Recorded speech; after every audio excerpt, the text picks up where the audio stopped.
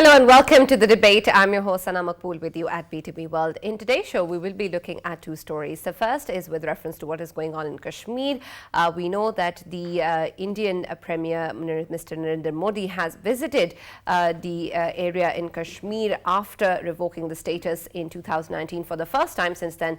This is his first visit to that area, and it has been met by protests. It's been called by the All Parties Youth Conference as well, and protests throughout the valley as well, because of course this marks that day when we also understand that the special status that Kashmir had was revoked by India unilaterally under Article 35A and 350, and this is his first visit after that. Interestingly, this visit also comes at Panchayati Raj, the day that marked this visit on Sunday, which also marks the grassroots democracy in India, something which Kashmir has of course not had for a while. It did not have an elected government, and this is something which is interesting as well. But then again, we want to understand what exactly the visit signifies. How is this met in the occupied parts of Kashmir, and then of course when we look back at what happened in 2019, what is going to be the future movement by the Indian government as well.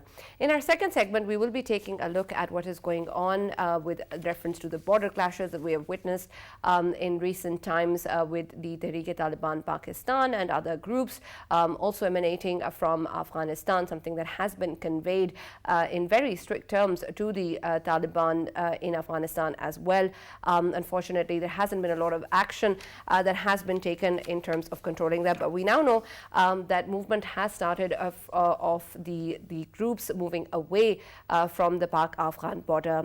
It is being called as a welcome first step, but there have been questions whether or not this is going to be able to actually help the situation or worsen it, and actually also have an impact on the way that the Taliban regime is being looked at internationally as well. So we're going to explore the threat that Pakistan faces with reference to these terrorists, and of course the issue of the recognition of the Taliban regime in Afghanistan as well. For this and more, I've been joined as usual in the studios by Farrukh Pitafi and Raja Faisal, and I've been joined online for the first segment by Mr. Ali Raza Sayed, who's Chairman Kashmir Council EU, and I've also been joined by Dr. Vikas Ali Kausar, who's a foreign affairs expert. Thank you very much, gentlemen, for being with us today. When we look at what has happened, of course, in Kashmir since 2019, something that Pakistan has spoken about a lot. We've talked about how this is a unilateral step and how this is against what has always happened in Kashmir and what the UN Security Council resolutions have called for in the past as well. But then again, when we look at the way that the Indian government perhaps is moving about or making its efforts in Kashmir, it seems that they are trying to normalize or give about the message that there is nothing that is wrong or there's nothing that needs to be corrected or stands corrected. When we look at, Mr. Ali, when we look at what has been happening in Kashmir, especially in line with Sunday's visit as well, then it is understandable that it has been met with a lot of protests as well. But what sort of an impact it is really going to have on the way that the Indian government wants to pursue its actions in the occupied valley?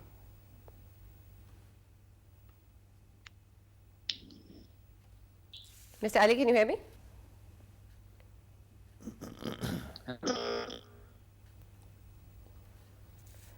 Mr. Ali, can you hear me?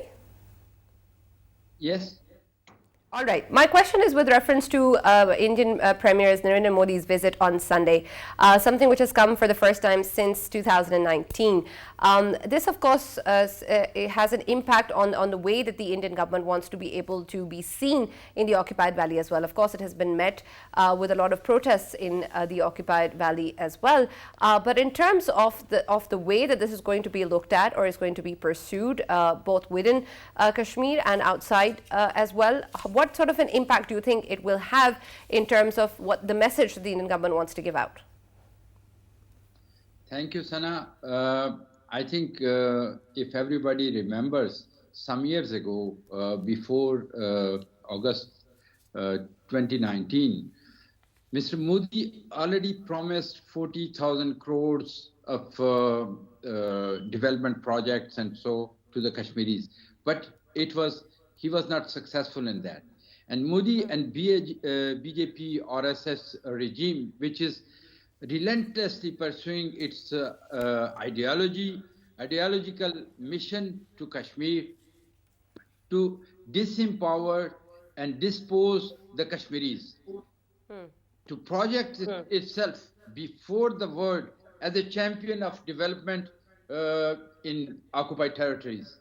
But uh, the world knows that Mr. Modi tried and he's still trying, but he tried the force, maximum force on Kashmiris, and he failed. He tried the development money to the Kashmiri people, but it's failed. So it means the Kashmiris, they are waiting for 75 years for their basic rights, which was promised by India and by the international community. So these type of announcements and the visits, and you can see the visit when he visited under the 1 million security forces in Jammu and Kashmir. So he wants to show to the international community that everything is normal. But every day, they are arresting the human rights activists. They are arresting the journalists who are speaking about the truth and what the atrocities the Indian Absolutely, government is absolutely. doing. I understand that. I understand that.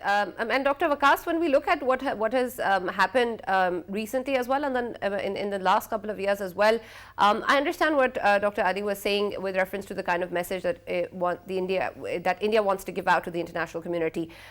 Again, we know that even if there are blatant evidences of human rights violations in the occupied valley, still we have a response that is perhaps in line with what India desires. We haven't really seen any tangible action or anything that helps the way the people in Kashmir have been living. And now when we see this visit as well, do you think that the kind of measures, the security measures that have been in place, or the kind of protests that have been called out, or the way that the entire visit took place, isn't it very obvious that things are actually not normal? So how can this message really be given or taken by the international community? Thank you for having me. See, there are two important things to it. I mean, this is not the first visit of India Prime Minister. I mean, in past, people have been visiting Kashmir and trying to portray the normalcy, trying to bridge the gap, trying to bring the people together. It has been the first since 2019. Does that make a difference? Major one. Yeah, because of the see, that's what I'm trying to say is that they've been trying in past and they will try in future as well to try to portray the normalcy, but it didn't happen. I mean, in past, if we see that there have been a lot of tall claims about bringing normalcy, peace, and reconciliation and all that, but it didn't happen because the very nature of India's state's response towards the people of Jammu and Kashmir, particularly about their aspiration. There has to be some space, there has to be some I must say, mode of engagement, of listening to the voices who are talking about self-determination, who are talking about the rights, who are talking about the occupation. So, I mean, this is the same tactic that they have been using since long, and it didn't work. Now, if you see this visit, I mean, the fundamental idea, what we have seen and what we have been reading on the papers and all that, that the doing away with 370 and all that will bring the peace, normalcy, and more integration. But even their own very much installed government mechanism that they had in past, they are unable to even have that hold those elections after that in Kashmir, which we believe that very much installed, but still for them they were unable to bring in any politically elected government. And now what have they done is that they tried to introduce a phenomena of Panchayati Raj. I mean, this is not a new Raj. This have been in Valley, this have been in other places.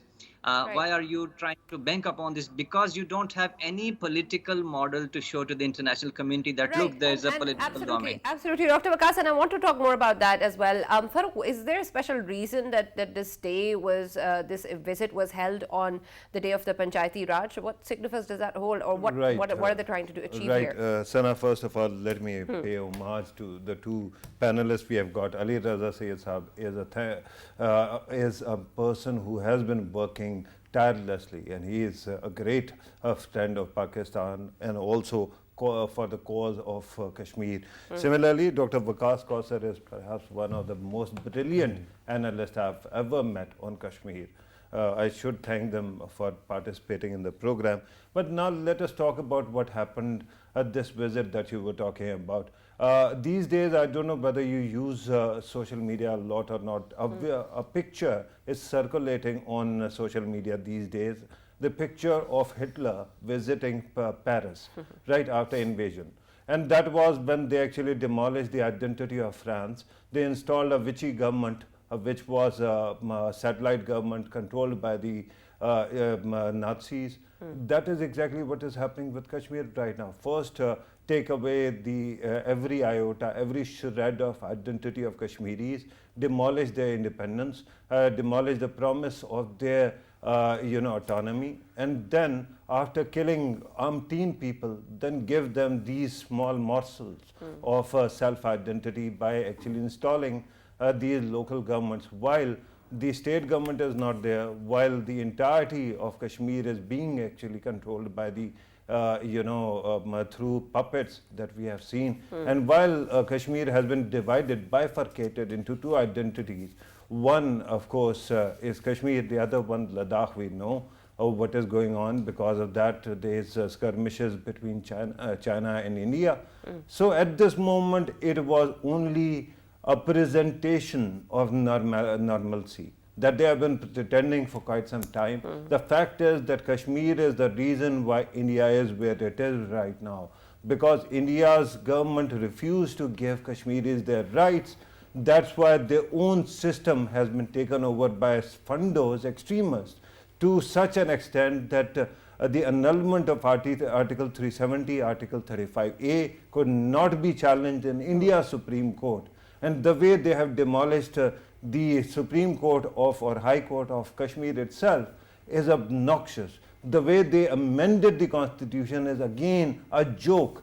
Even if you go to the courts and the courts are independent, they will throw the decision of August 2019 out of the window in a heartbeat, because it was done in such a bad manner.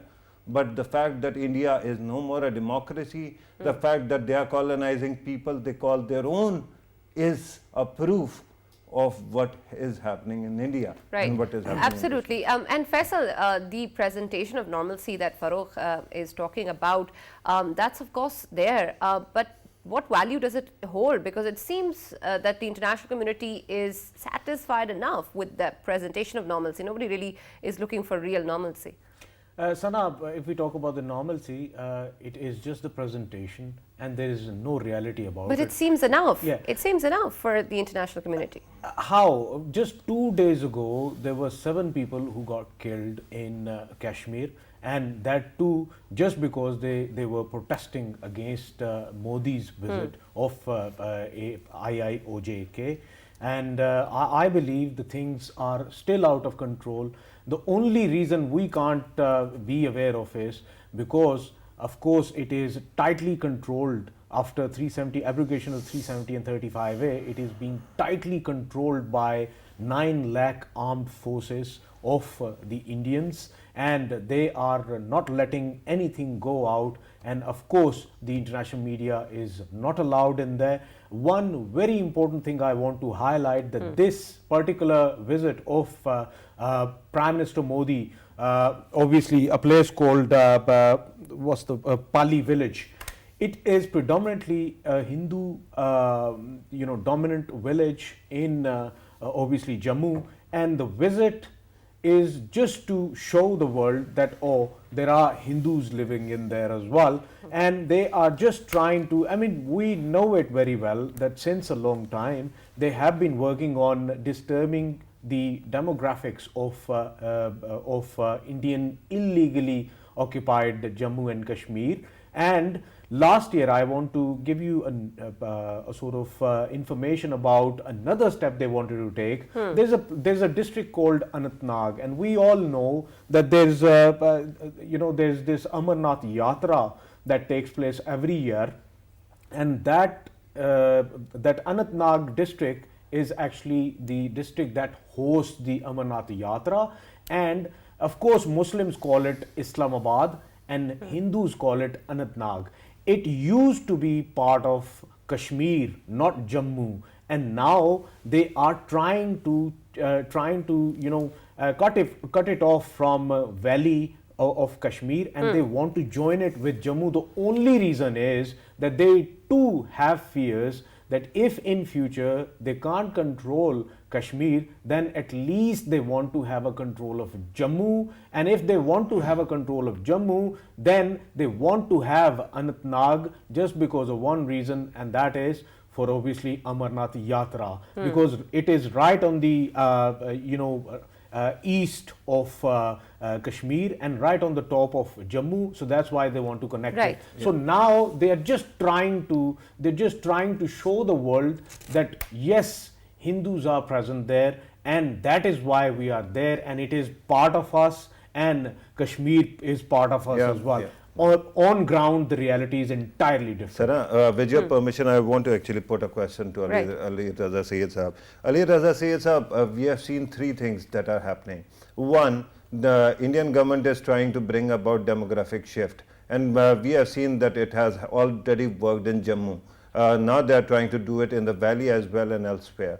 The second thing we see is the delimitation. Through delimitations, they are watering down Muslim constituencies, and they are trying to ensure that other constituencies where Hindus are in majority actually is bolstered. Third thing is that they want to throw in as much money as possible to develop these areas so that they can bribe people out of all this. Can you tell us whether this strategy is going to work or not? Thank you, Farrukh Saab. India is trying for a long time. They are trying different strategies in Kashmir, but up to now they failed in all the strategies which they applied. They tried to use the maximum force. They couldn't succeed in that, and now they are trying to change the demography of the region. That's why they issued more than 3 million domiciles to the non-Kashmiris, especially mostly the Hindus.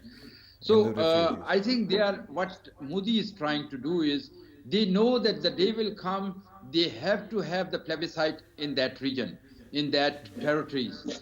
And that is why they are preparing, as Faisal Saab said before, that they are trying to protect the area Anantnag and the region Jammu, because in Jammu there is a big majority of Hindu living there, but not all the Hindus they are in favor of India. There are Hindus, they want to live with the Kashmir. They are Kashmiris themselves, but the Modi is trying, as the BJP and RSS, they are trying to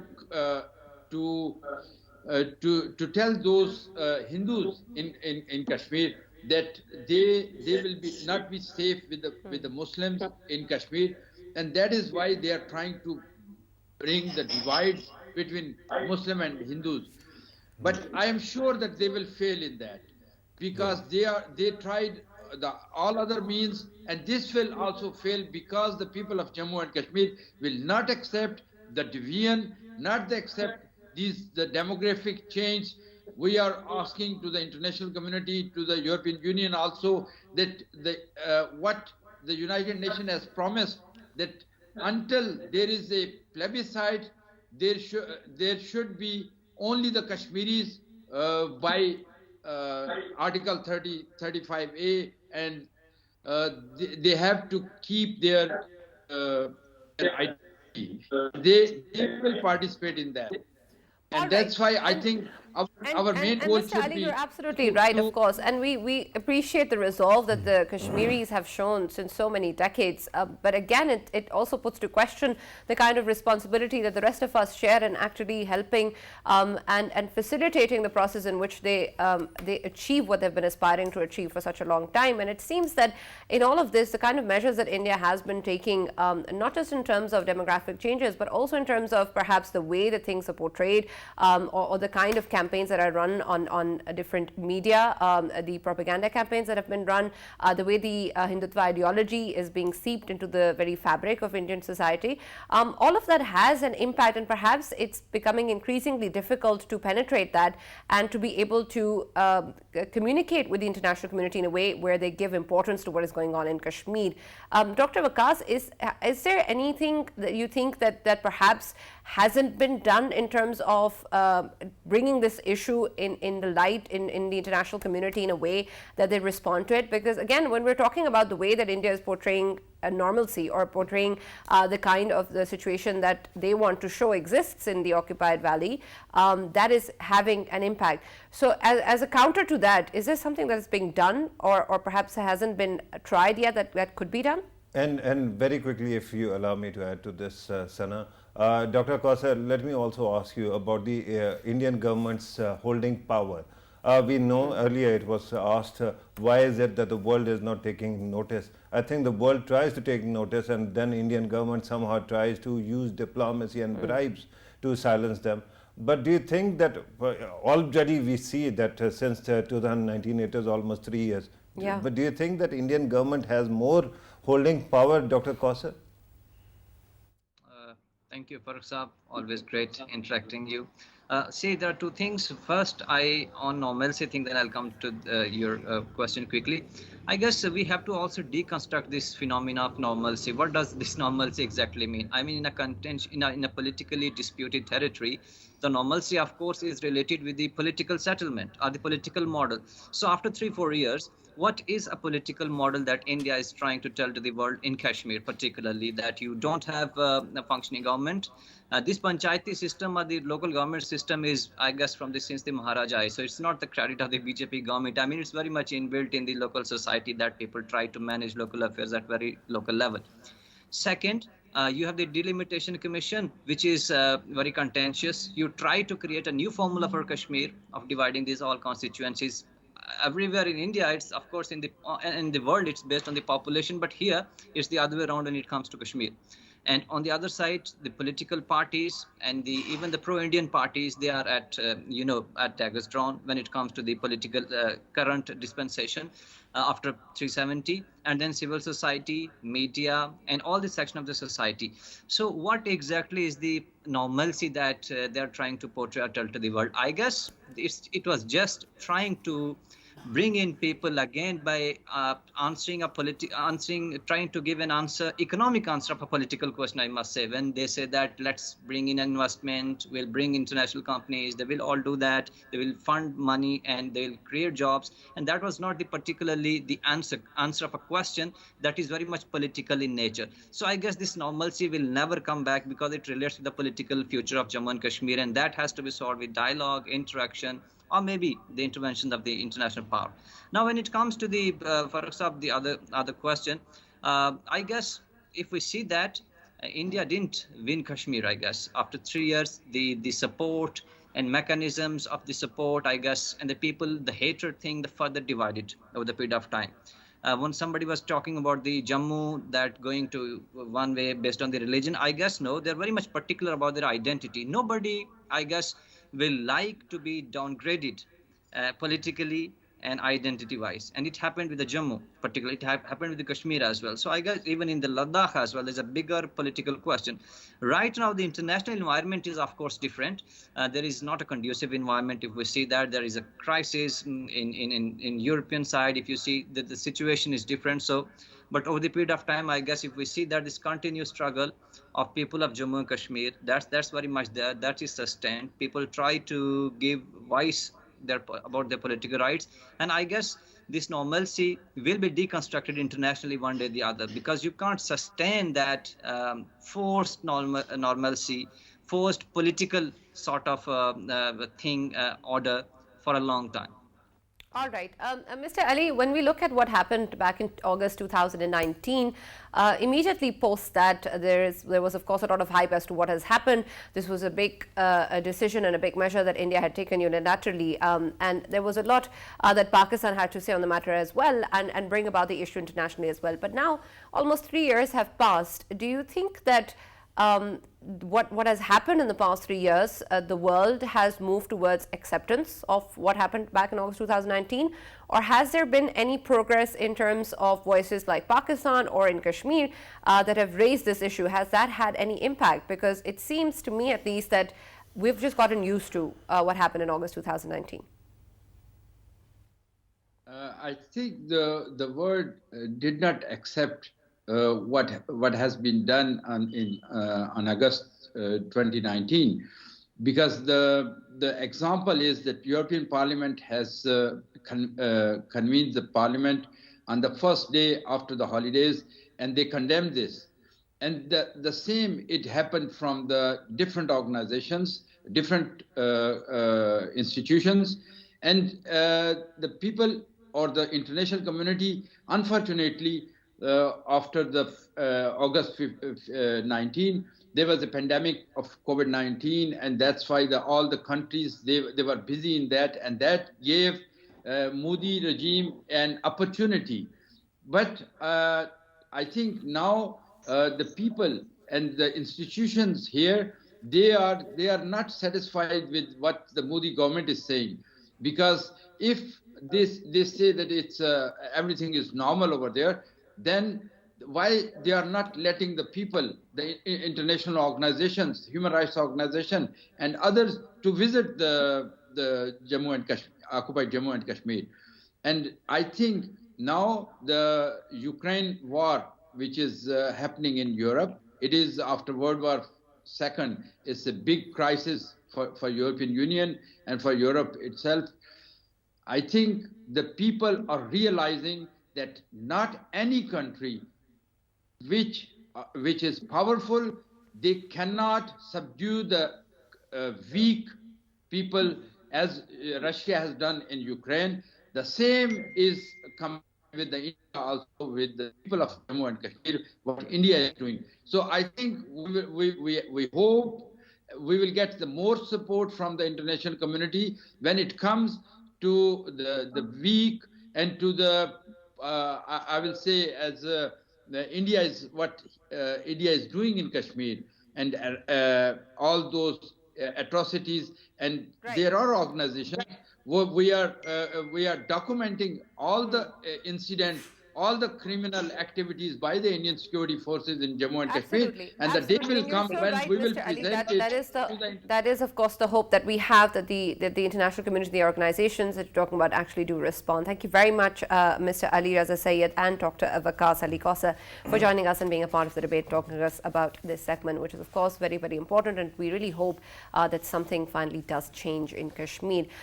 Taking a look at what is going on with reference to the cross-border attacks that we have witnessed in the recent past, and the kind of threats that we have experienced since the Taliban regime have taken control in Afghanistan, and the spike in terrorist activities in Pakistan. There's a lot that Pakistan has been trying to achieve in this area as well. They have given statements to the Taliban regime as well in Afghanistan and talked about it in strict terms, that they need to be able to do something about it, that their territory is not being used against any others.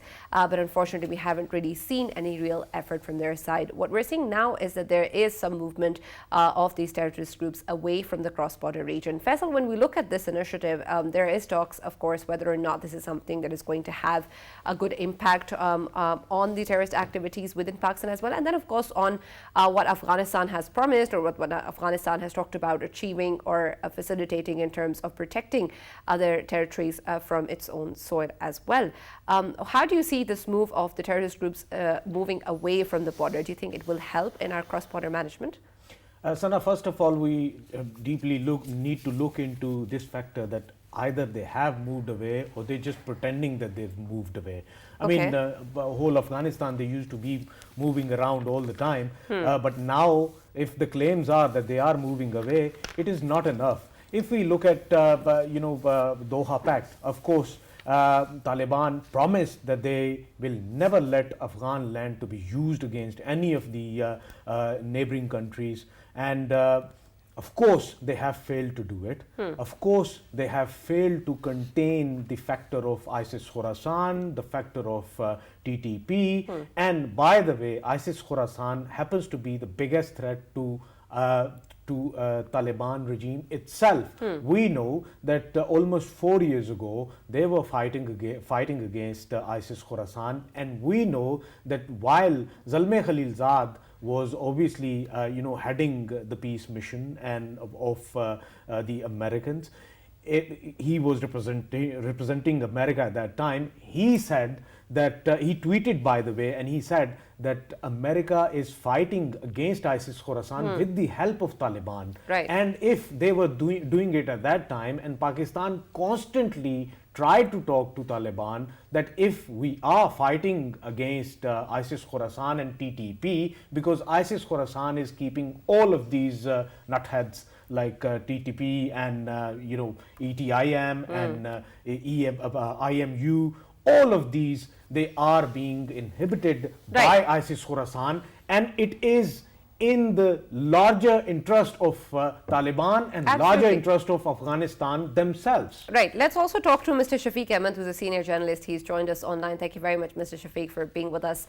on the debate. Earlier, we were talking about the cross-border movement and whether or not the terrorist groups that there have been claims have started moving away from the border, as discussed, as spoken about by the Taliban regime as well.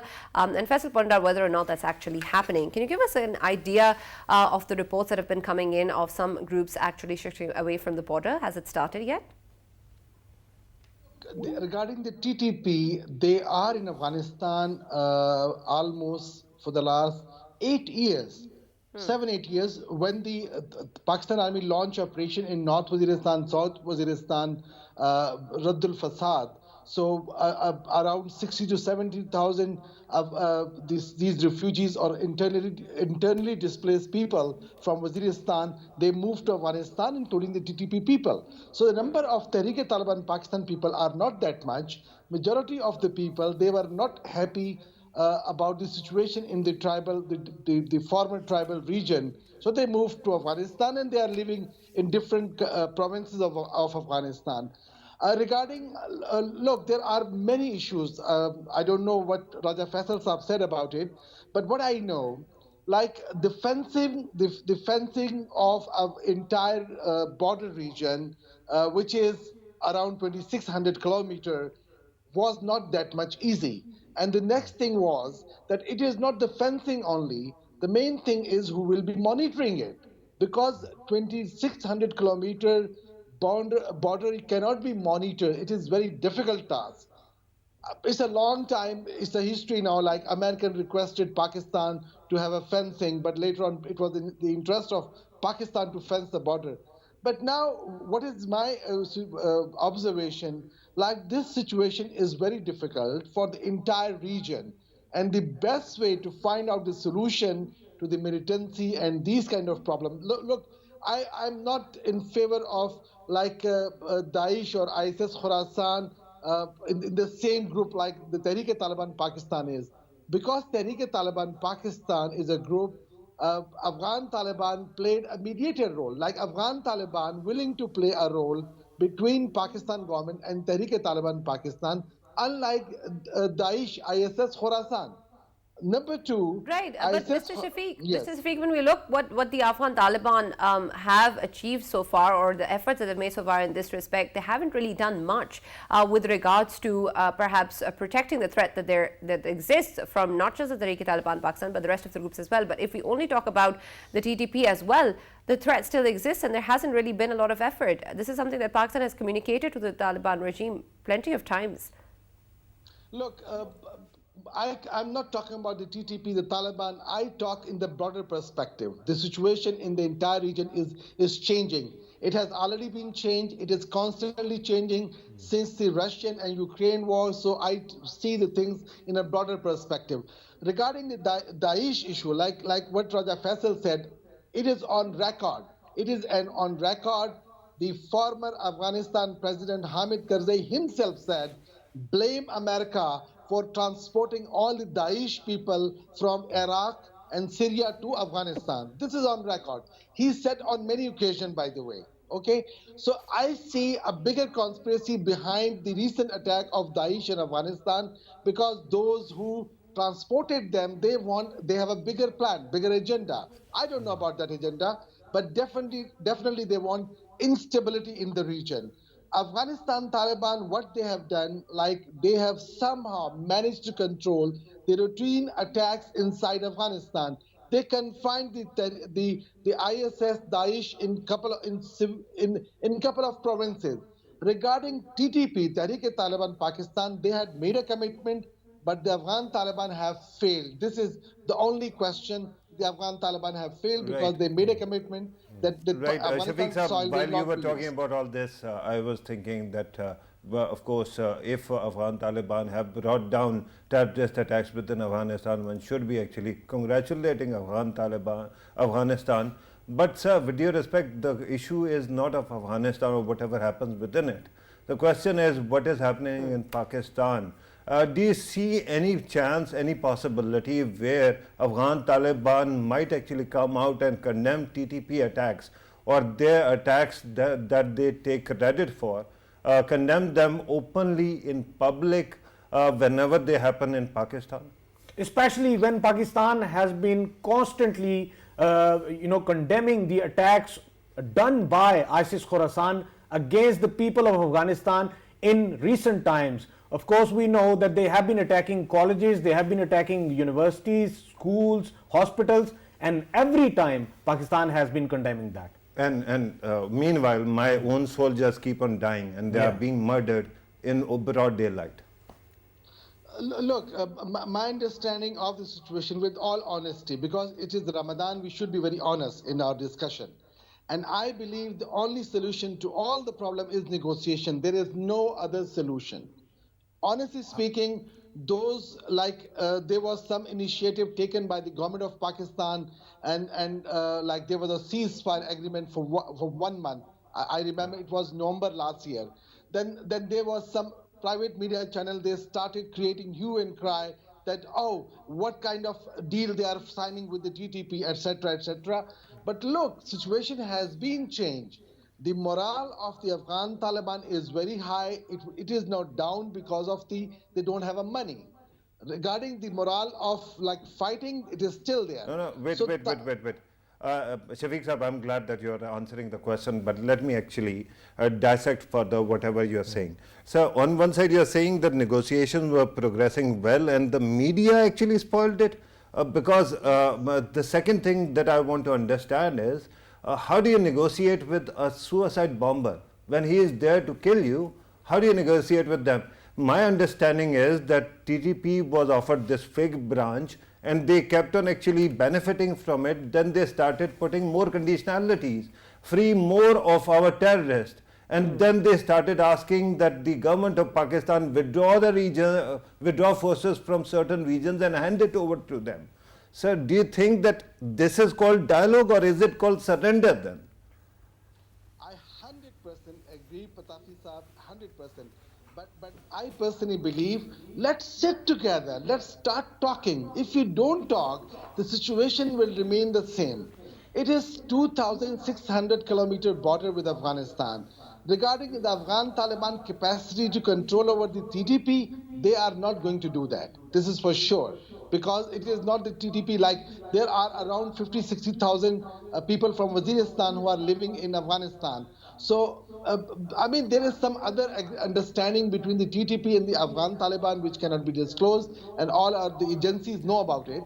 But the question is, until we don't talk through mediation, this suicide bombing, everything can be stopped. Right, so Mr. Shafiq, what you're essentially saying is that we shouldn't expect or have any sort of output coming in from the Taliban regime in Afghanistan, and whatever measures need to be taken need to be what Pakistan actually decides, both within its territory and perhaps, like you were looking at the situation on a macro level as well, perhaps the larger agendas within Afghanistan as well. Is that something that Pakistan should be doing? Look, my understanding is that when the militancy started, let's talk from that. Like when the Afghan Taliban moved to Pakistan, yes, it started. The first terrorist attack occurred carried out by suicide bomber against General Pervez Musharraf in 2003. So terrorism in Pakistan is not a new phenomenon. It has been happening for the last 22 years. Sure, but don't you think the situation had a change since the Taliban regime has come into power? Don't you think there has been a spike or there has been an impact on the way that we have to manage the border now? No, there is a spike, obvious spike, because they got energy. There is a spike. It's a visible, increase of incident especially in the tribal region of Khyber Pakhtunkhwa.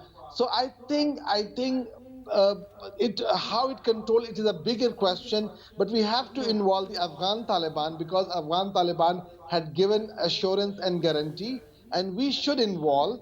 And we should involve for the mediation. Like this issue should be solved once for all, because this Right. area has been suffering for the last But 20 I thought, years. Mr. Shafiq, that the Taliban regime, like you said, wasn't really, was not in the capacity to be able to actually help in that matter. Isn't that what you said earlier?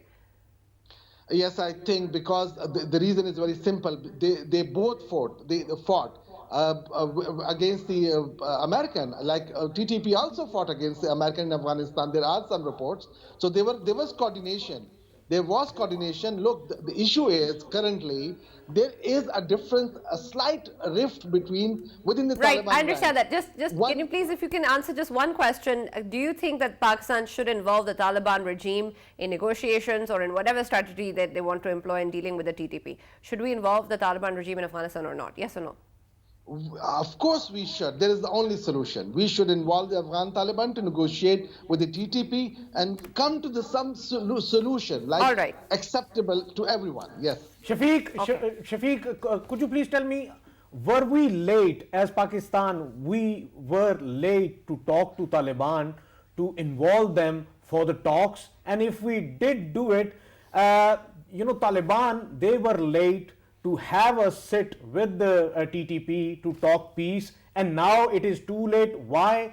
Because we know that clandestinely our enemies, they have obviously started funding the TTPs and everyone, and that funding is a lot apparent now because we are facing it. Raja Saab, you are absolutely right. There were reports, the merger of different faction of the militants under the umbrella of Taliban Pakistan, the TTP. It occurred in 2019. There were some reports that this Ajit Doval, he played a role in the reunification of these Tehrik-e-Taliban groups, different groups, and they all came together. Their numbers are also mentioned on the website of United Nations. So we know that they are around 5,000 to 6,000 people.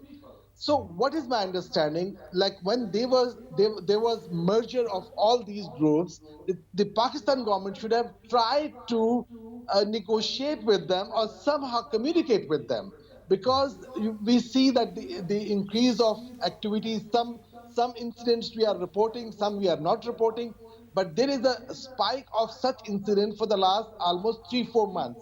But late doesn't mean that we cannot initiate talks. I suggest Pakistan should initiate talks. All right. Thank you very much, Mr. Shafiq Ahmed, for joining us and being a part of the debate and talking to us about what needs to be done. Farrukh, when we look at the way that Pakistan needs to pursue this threat that it faces, it still seems unclear what really has to be done or what really needs to be done in this regard. Right. Sana, I really love it when my own friends tell us that the fault is entirely our own, and no, the people on the other side actually don't have any blame at all. But regardless, do you know what is the best definition of a friend and a good friend? A friend is someone, if you committing while committing a crime, if you get arrested, a friend comes to bail you out. A good friend is the one who is sitting in the cell with you and telling you that I've been telling you not to do it and see where you landed us. Yeah. I'm the latter category. Before Afghan Taliban took over, I've been actually warning repeatedly that this is what will happen. Yeah. I can give you a million clips of mine, but I can also refer to a column that was published only a week before Afghan Taliban's takeover. It was called "Behold the Wooden Horse." It came out on 7th of August, last year.